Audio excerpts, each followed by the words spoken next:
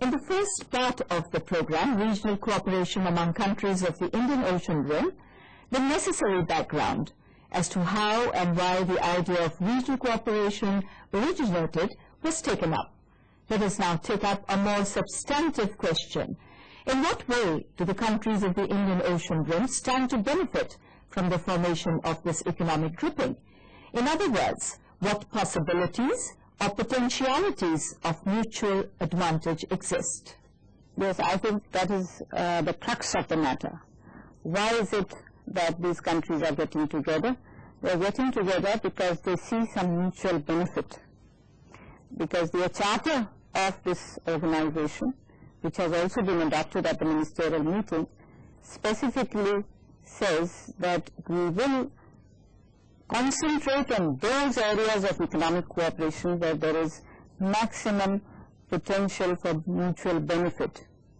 And we do want to utilize the differences and the asymmetries in terms of resource endowments to the maximum in a positive way. For example, as I mentioned a little earlier, there are certain countries in this grouping who are rich in capital, like Singapore, Malaysia, Australia, for example, who are investing abroad. Even India is investing in many of the Asian and African countries. So there are these capital resources which are complementary to the same raw material resources that many of these countries, including those which are least developed countries like Tanzania, have and can be used for mutual benefit. They have strategic resources, South Africa, for example. So you have this matching up of differential endowments, and that makes for great complementarity. Already, intra-trade amongst M14 comes to $100 billion, which is not a small amount, and we can build on that. There is a tremendous scope for further expanding trade and investment, technical cooperation, human resource development, tourism, trade infrastructure, which is very important, ports and shipping and civil aviation links. All these are important, and these are going to be focused upon, and these are going to be the beneficiaries of the complementarities that are either existing or that are emerging among these countries. Many of the countries of this Indian Ocean Rim are blessed with large natural resources in agriculture, in mining, and in oil. Australia itself is a very rich country in minerals like copper and coal and gold and diamonds. It has a big agriculture in wheat and rice, sugarcane, and other areas. It has in the last 30-40 years developed a lot of technical skills and the manufacturing sector. Similarly, countries like India have in the last 30 years greatly diversified their industrial base and have developed agro-processing and their mining sectors. Countries like South Africa are rich in gold and diamonds, in coal, and they have had a thriving sector in these and other related areas. Other countries in this region like Indonesia are also very rich in minerals, in plantations, in timber, and they are sitting on very large reserves of natural gas and oil. Similarly, Malaysia is very rich in timber, in rubber and tin, in palm oil, and is sitting on very vast reserves of natural gas and petroleum. Then countries of the Gulf are abounding in resources of oil and natural gas. Other countries of East Africa are rich in copper, they are rich in coffee, in tea, and in various other agro-produce. So coming together of these countries as a trading bloc will help to bring in complementarities. We have in India and in Australia and other members of this 14 nations now developed enough managerial and manufacturing skills which we could transfer to many of the less developed and lesser populated countries of the region. And we could also give them the kind of technology which is more suited to their needs, which is not so highly capital intensive. Similarly, the products of these countries could be turned into value added rather than sent out as raw material and produce. And then they could be marketed abroad in these value added terms, brand names could be created, they could then get far more foreign exchange value added realizations than they are getting presently. Now, the way in which the countries can take advantage would be perhaps at the various sectoral levels. You know, since the focus or the scope of cooperation would be considering a number of sectors, it is possible that some sectors benefit some member countries more than the other sectors of cooperation. The debate on what shape the cooperation should take has been going on. Of course, if one moves on the textbook pattern of cooperation, the first step could be to set up some sort of preferential trading area, preferential trading arrangement, under which, you know, the trade flows are given special facilitation, special consideration and freer market access as part of the regional, intra-regional trade flows. Now, the next step could be to launch free trade area. That is, instead of preferential, all the trade flows and investment flows within the region would be having freer access to each other, whereas there would be different kind of policies for extra-regional trade flows and investment flows. The third stage could be to have some sort of what they call a customs union, that all the countries would agree upon a common external tariff. The next stage could be one of common market, where the factors of production and the goods also move freely within the region, but they are not moving freely from outside the region, but within the region there is a freer flow of labor, capital, goods and services. The final stage of such economic groupings is economic union, where governance is harmonized, where monetary policies, fiscal policies, even the currency is harmonized. That is the stage at which the European Union exists today.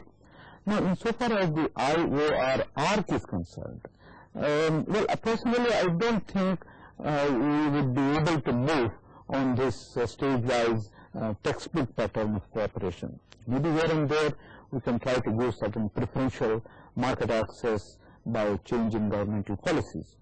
But more practical and more feasible approach for fostering cooperation in this region, in this IOR arc, would be through what I call as sectoral approach. We will have to identify a few sectors in which the potentials of cooperation and potentials of complementarities exist quite a lot, and also that there are the sectors of common interest.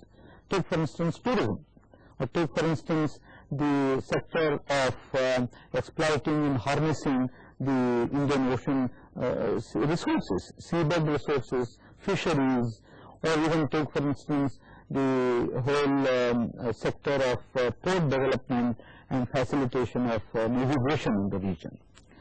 Similarly, the sectors of human resource development would be of common interest to all the member countries.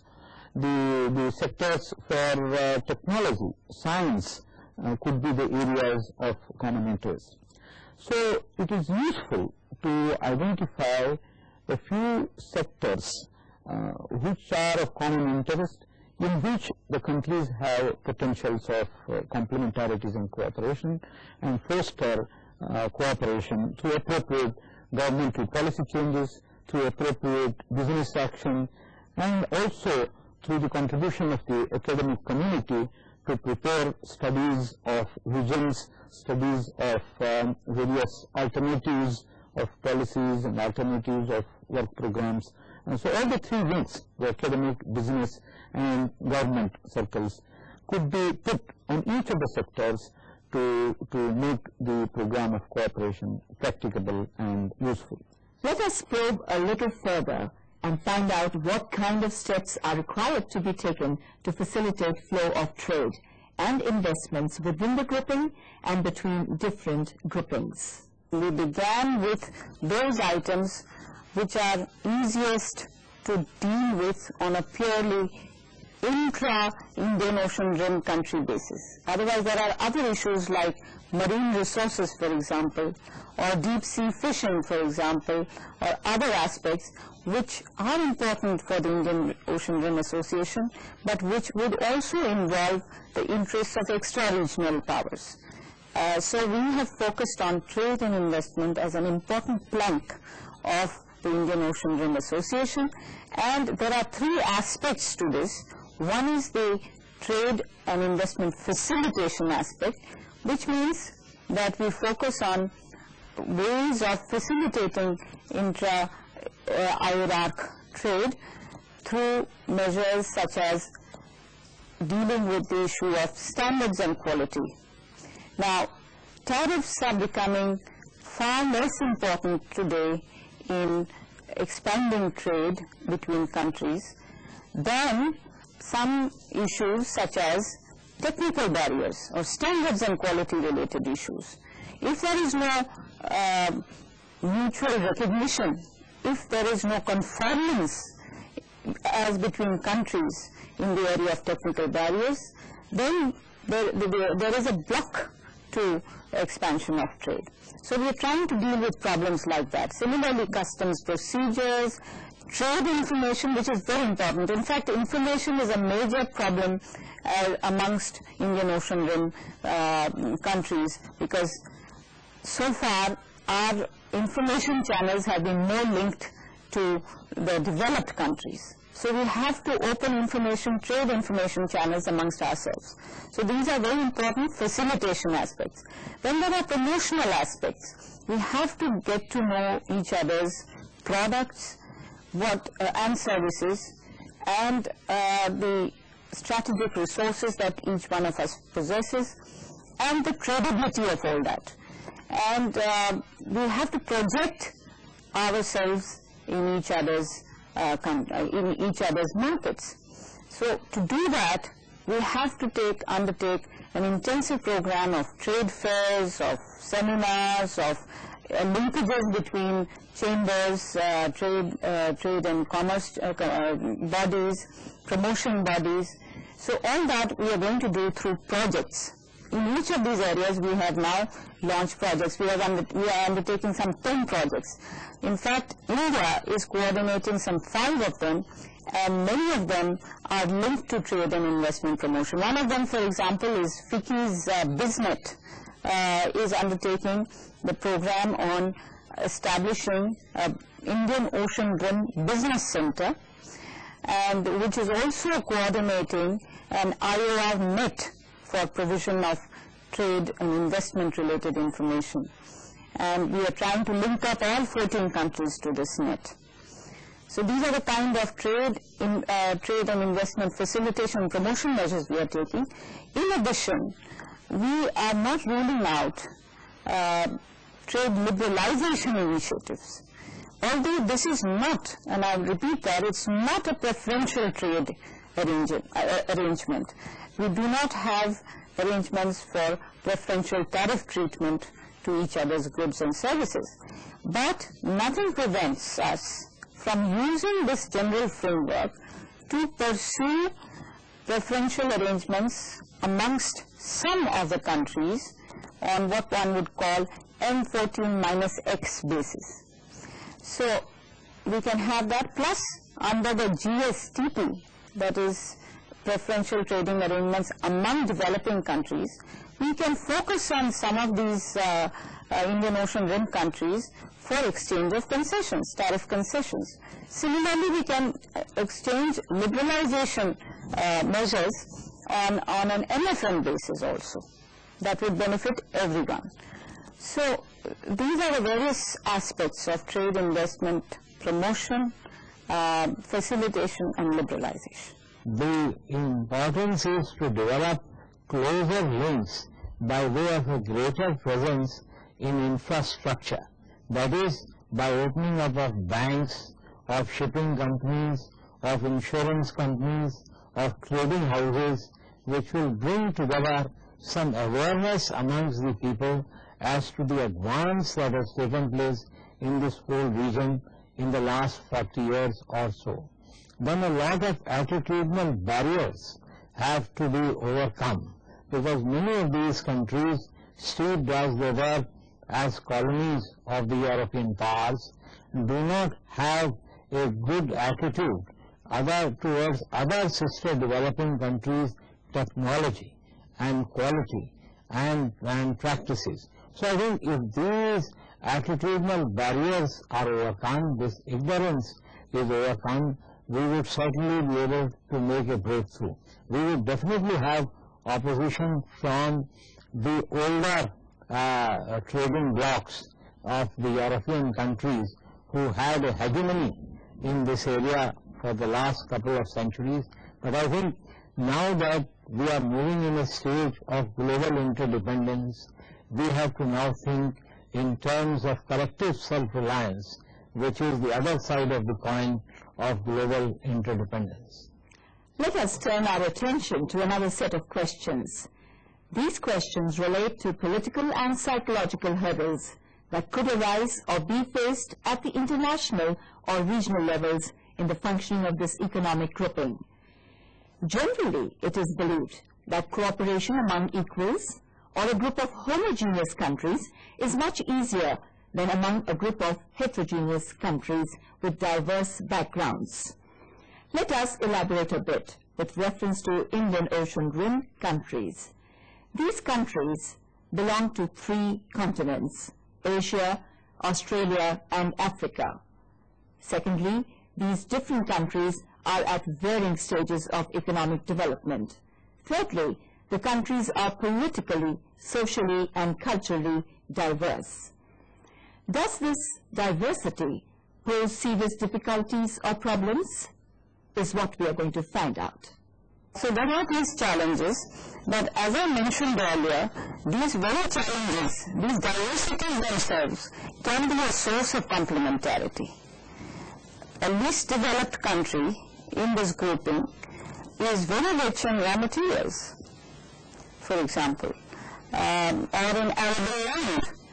So there can be swaps of what they have with what we have, and what we can optimally provide at a much more cost-quality competitive terms than what, for example, the countries of the developed world can provide. So there are many synergies that can arise out of these challenges, but these challenges are there and we are not denying them, and indeed it is much easier, classically it has been much easier for the countries at almost the same level of development and territorially in the same sub-region to come together, as you see in the case of the European Union, for example, or even in the case of developing countries' successful regional cooperation arrangements such as the ASEAN.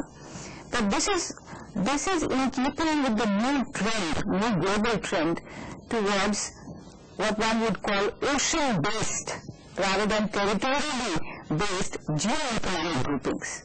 And APEC, the countries of the Asia Pacific, for example, now they are also located very far from each other. There are considerable differences in the level of development in those countries, but they are trying to come together and form a community, an economic community, and aspire towards certain common goals of free trade and investment.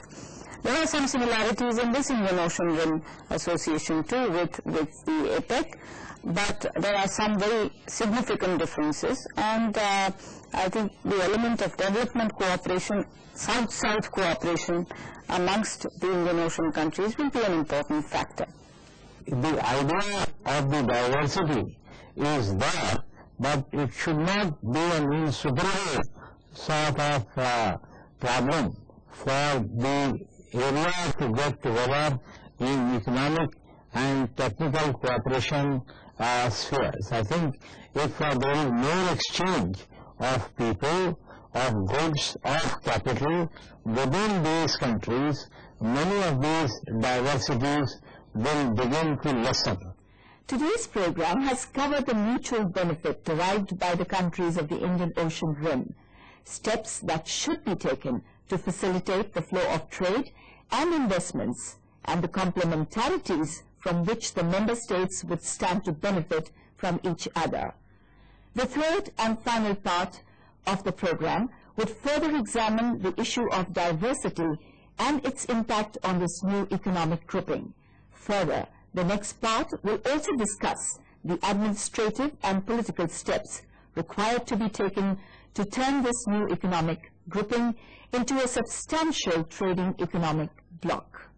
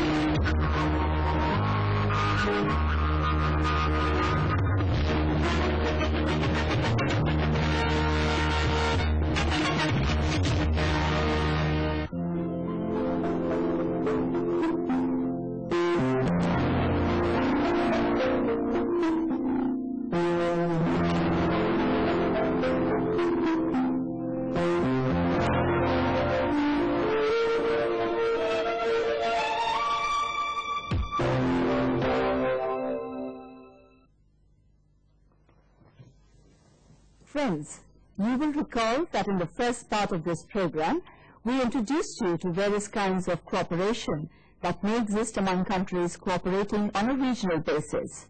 We highlighted the importance of the Indian Ocean and need for cooperation among countries of the Indian Ocean Rim.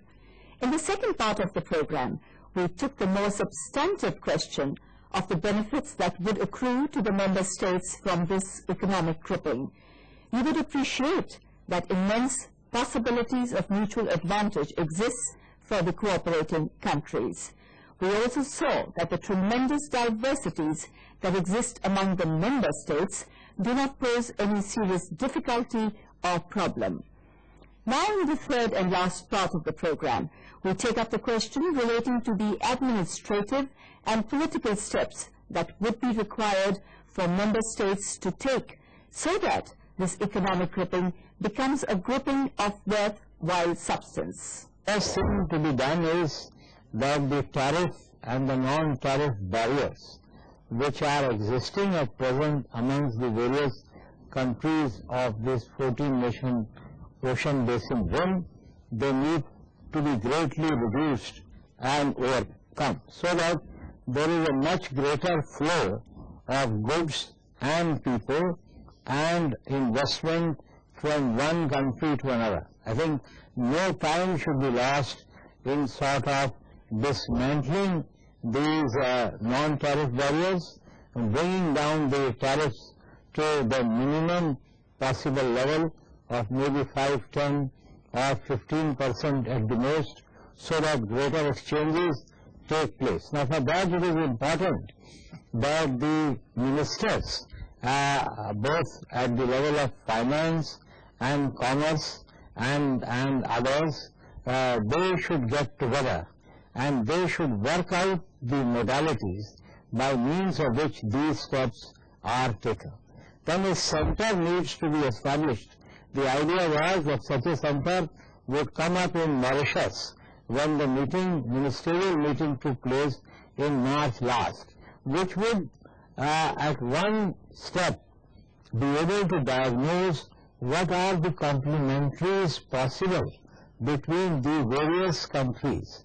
What is it that each country can trade or invest or do something to further economic and technical cooperation. I think such a center is very, very necessary, so that each country's economy is diagnosed and then the complementarities are established within the 14 countries, and then how to sort of bring about that kind of togetherness which will boost the trade and the economic cooperation between these countries. I think that is the first step.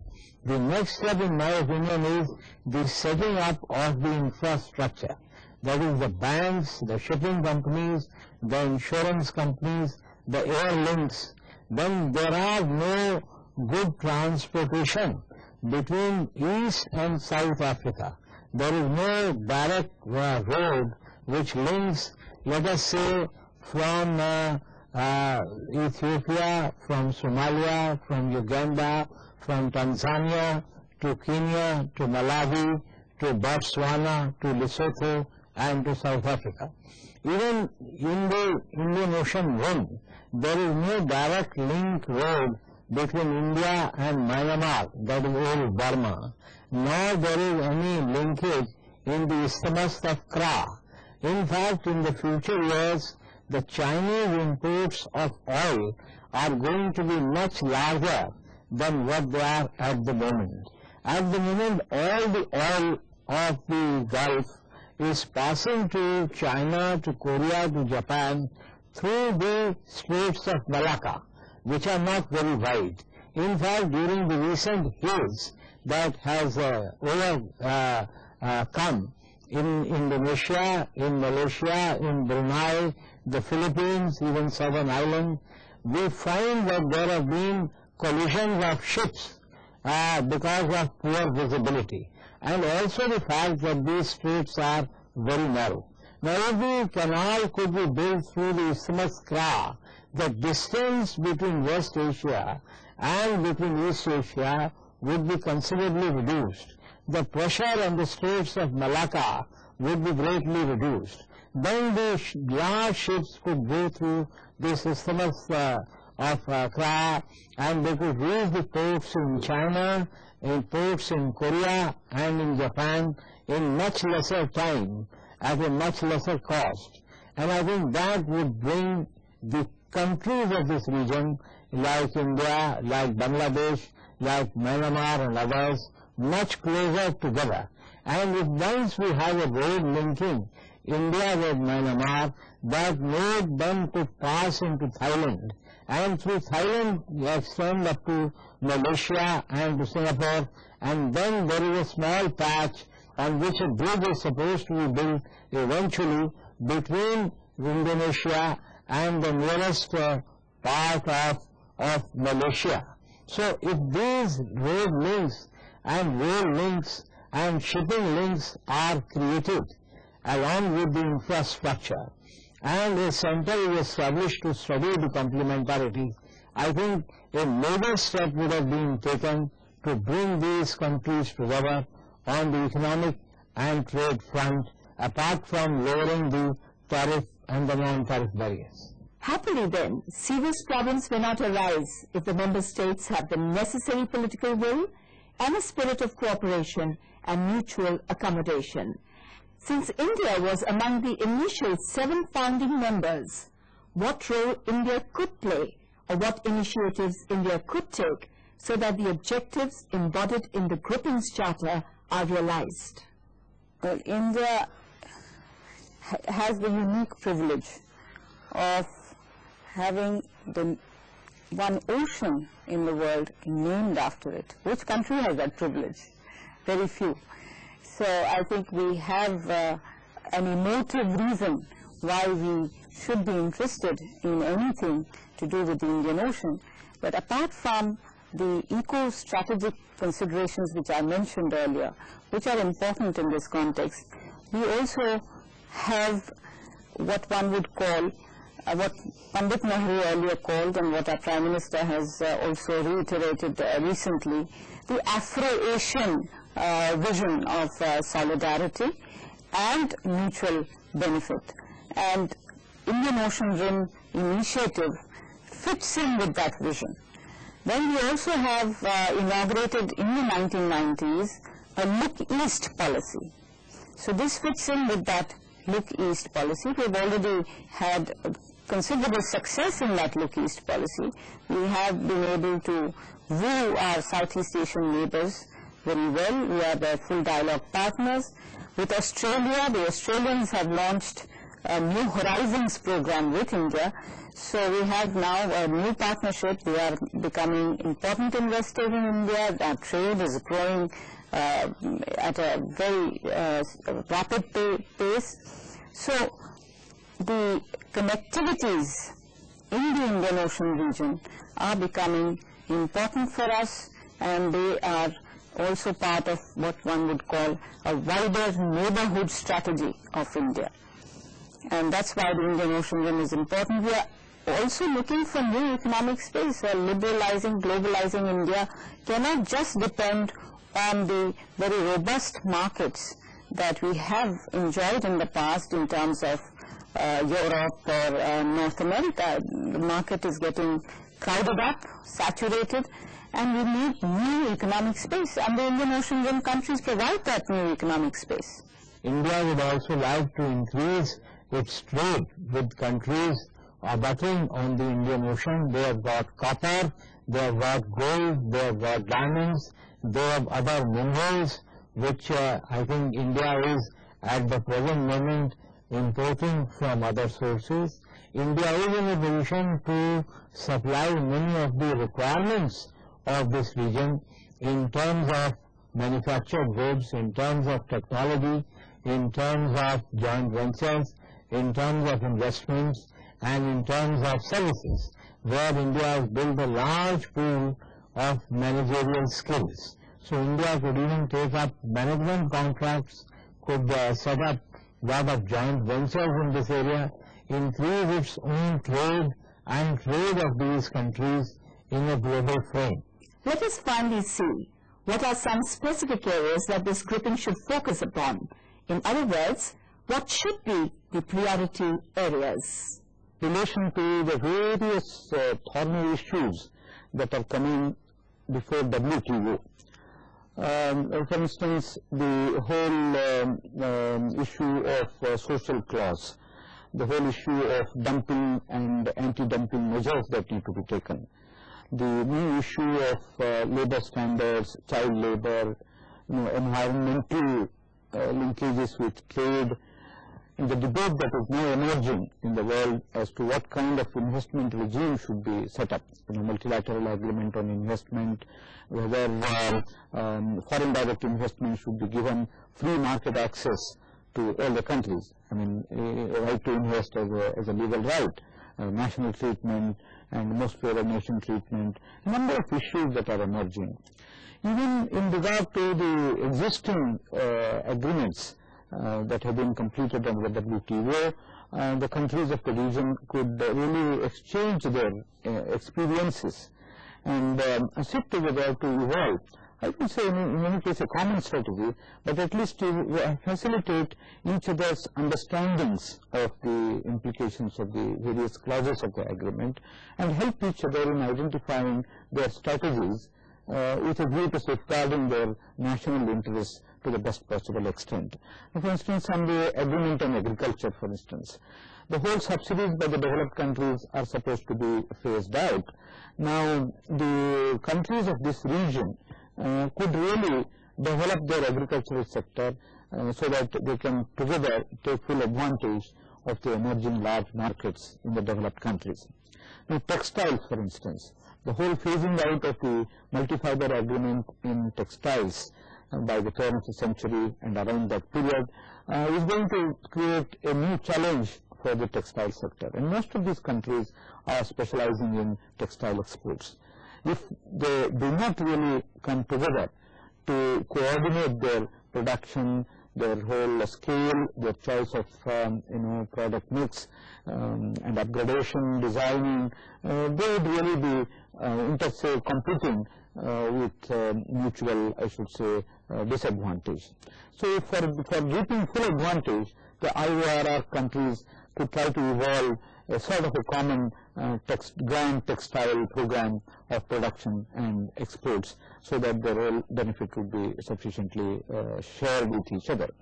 Even on TRIPS agreement of the WTO, the whole intellectual property right debate, the patent bill, product patenting and process patenting, the issue of providing what is called as the sui generis protection to the indigenous technology and indigenous innovation, are all thorny issues in which some countries have greater, I should say, capability to understand and evolve their strategies, whereas others do not have the same capability.